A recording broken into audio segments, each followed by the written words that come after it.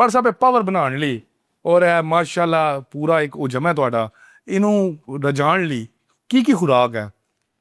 ਸਰਕਾਰ ਰਾਗ ਮੈਂ ਤੁਹਾਨੂੰ ਪਿਛਲੇ ਵਾਰੀ ਵੀ ਦੱਸੀ ਸੀ, ਫਿਰ ਦੱਸ ਦਿਆਂ ਨਾ ਹੀ ਕਰੀ, ਲੇਕਿਨ ਅੱਜ ਗਹਿਰਾਈ ਦੇ ਅੰਦਰ ਜਾ ਕੇ ਦੱਸਣਾ। ਹਾਂ। ਤੇ ਪਹਿਲੀ ਗੱਲ ਹੈ ਕਿ ਅੱਜ ਕੱਲ੍ਹ ਨਾ ਮੈਨੂੰ ਸਪੋਂਸਰ ਮਿਲਦੇ ਨੇ ਸਪਲੀਮੈਂਟਸ ਵਗੈਰਾ ਦੇ। ਅੱਛਾ। ਅੱਜ ਕੱਲ੍ਹ ਤੇ ਅੱਜ ਕੱਲ੍ਹ ਮੈਂ ਉਨਾ ਤਗੜਾ ਨਹੀਂ ਹੈ ਜਿੰਨਾ ਮੈਂ ਪਹਿਲੇ ਹੁੰਦਾ ਸੀ।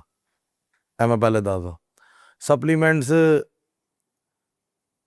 ਨਾ ਮੈਂ ਅੱਜ ਤੱਕ ਸਪਲੀਮੈਂਟ ਖਾਧਾ ਸੀ ਪਹਿਲੇ ਜਦੋਂ ਮੈਂ ਕਾਮਨਵੈਲਥ ਗੇਮ ਚੈਂਪੀਅਨ ਹੋਇਆ, ਨਾ ਮੈਂ ਕੋਈ ਸਟੀਰਾਇਡ ਇਸਤੇਮਾਲ ਅੱਜ ਤੱਕ ਕੀਤਾ ਸੀ, ਨਾ ਹੀ ਮੈਂ ਕੋਈ ਐਸੀ ਚੀਜ਼ ਇਸਤੇਮਾਲ ਕੀਤੀ ਹੈ ਜਿਹੜੀ ਨੈਚੁਰਲੀ ਨਾ ਹੋਏ।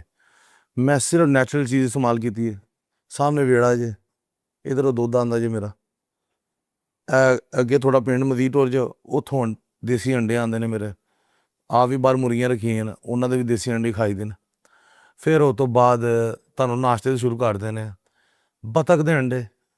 ਬਤਖ ਦੇ ਅੰਡੇ? ਹਾਂਜੀ, ਦੇਸੀ ਅੰਡੇ ਨਾਲ ਦੁੱਧ, ਨਾਲ ਦੇਸੀ ਘਿਓ ਤੇ ਨਾਲ ਪਰਾਠਾ ਮਾਂ ਦੇ ਹੱਥ ਦਾ। ਇਹ ਨਾਸ਼ਤੇ 'ਚ?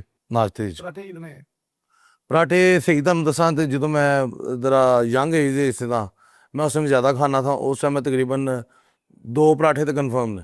ਠੀਕ ਹੈ। ਤੇ ਤੀਜਾ ਵੀ ਹੋ ਸਕਦਾ, ਹਾਂ ਤੀਜਾ ਸ਼ਾਇਦ ਲਾਗੂ ਤੇ ਉਹ ਖਾ ਲੈਣਾ ਤਾਂ ਬੋਨਸ ਹੋ ਗਿਆ। ਹਾਂਜੀ। ਤੇ ਅੰਡੇ ਮਾਸ਼ਾਅੱਲਾ ਕੋਈ 10 12 15 ਤੇ ਆਮ ਗੱਲ ਹੈ। ਠੀਕ, ਉਬਲੇ ਹੋਏ? ਉਬਲੇ ਨਹੀਂ, ਫਰਾਈ। ਹਾਂ ਫਰਾਈ। ਤੇ ਉਹ ਤੋਂ ਬਾਅਦ ਨਾ ਆਮਲੇਟ ਵੀ ਨਹੀਂ ਕਰੀਦਾ ਸੀ, ਨਾ ਬੋਇਲ ਕਰੀਦਾ ਸੀ, ਹਾਫ ਫਰਾਈ। ਠੀਕ ਹੈ, ਅੱਧਾ ਕੱਚਾ ਅੱਧਾ ਪੱਕਾ। ਹਾਂਜੀ ਠੀਕ ਹੈ ਸਿੱਧਾ। ਹਾਂ। ਤੇ ਉਹ ਤੋਂ ਬਾਅਦ ਇਹ ਹੋ ਗਿਆ, ਸੁਬਾਹ ਦਾ ਨਾਸ਼ਤਾ ਹੋ ਗਿਆ।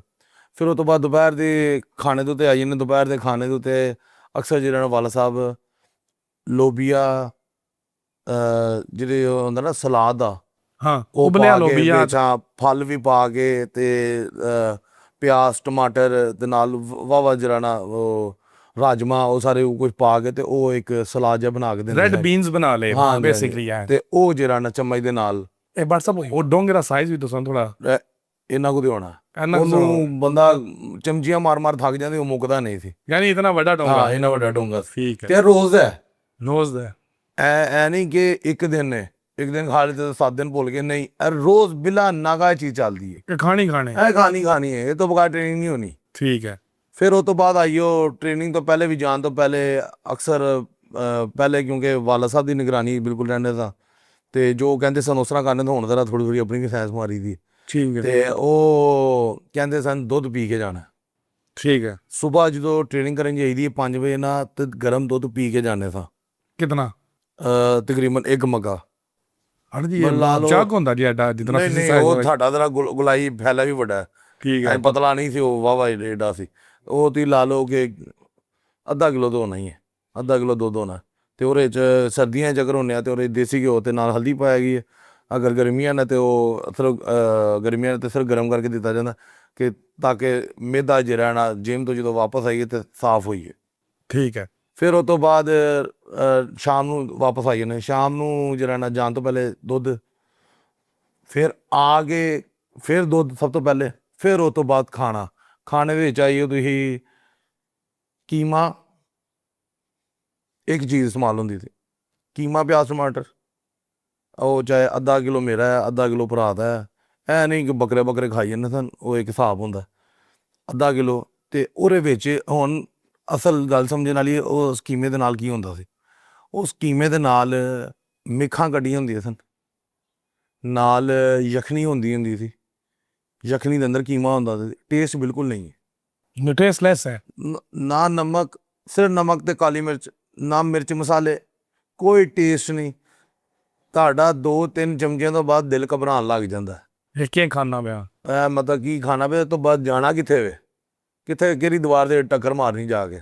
ਤੇ ਉਹ ਫਿਰ ਜਦੋਂ ਨਾ ਉਹ ਬਿਲਾ ਨਾਗਾ ਜਦੋਂ ਖਾਣਾ ਤੇ ਉਹ ਤੋਂ ਲੰਘਦਾ ਨਹੀਂ ਹੁੰਦਾ ਸੀ, ਲੇਕਿਨ ਉਹਨੂੰ ਦਵਾਈ ਹਾਰ ਜਿਹੜਾ ਨਾ ਖਾਣਾ ਪੈਂਦਾ ਸੀ ਕਿਉਂਕਿ ਅੱਬਾ ਜੀ ਸਾਹਮਣੇ ਬੈਠੇ ਹੁੰਦੇ ਸਨ। ਉਹ ਜਦੋਂ ਦਾ ਬੋਲ ਮੁੱਕਦਾ ਨਹੀਂ ਸੀ, ਉਹ ਸਾਹਮਣੇ ਉੱਠਦੇ ਨਹੀਂ ਸਨ।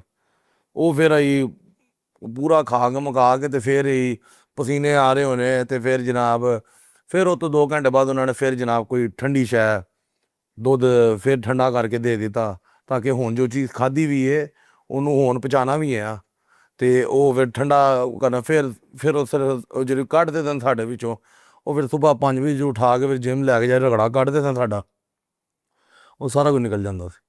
ਉਹ ਫਿਰ ਦਿਲ ਕਰਦੇ ਬਸ ਘਰ ਆ ਕੇ ਲੰਮੀ ਪਈਏ, ਬਸ ਰੋਟੀ ਖਾਈ ਤੇ ਸੋਈ ਗਈ। ਤੇ ਇਹ ਜਨਾਬ ਦੀ ਸਪੈਸ਼ਲ ਮੀਲ ਇੱਕ ਤੁਹਾਨੂੰ ਦੱਸ ਦੇਣਾ, ਮਛਲੀ ਦਾ ਗੋਸ਼ਤ ਬੋਂਗ ਦਾ, ਵਿੱਚ ਮਿੱਖਾਂ ਤੇ ਨਾਲ ਗੁੱਟਾਂ ਦੀ ਯਖਨੀ ਕੱਢ ਕੇ ਬਿੱਲਾ ਨਾਗਾ ਕਾਮਨਵੈਲਥ ਗੇਮ ਤੋਂ 3 ਮਹੀਨੇ ਪਹਿਲੇ ਤੋਂ ਸ਼ੁਰੂ ਹੋਈ ਸੀ। 3 ਮਹੀਨੇ ਲਗਾਤਾਰ ਬਿੱਲਾ ਨਾਗਾ, ਇੱਕ ਦਿਨ ਨਾਗਾ ਨਹੀਂ। ਮੈਂ 3 ਮਹੀਨੇ ਉਹ ਖਾਧਾ ਜੇ, ਤੇ ਮੈਨੂੰ ਪਤਾ ਮੈਂ ਕਿਸ ਤਰ੍ਹਾਂ ਖਾਧਾ। ਤੇ ਫਿਰ ਉਸ ਤੋਂ ਬਾਅਦ ਬੰਦਾ ਕਹੇ ਕਿ 240 ਕਿਲੋ ਬੰਦਾ ਚੌਕੇ ਨਾ ਮਾਰੇ ਤੇ ਬੰਦਾ ਹੋਰ ਕੀ ਕਰੇ।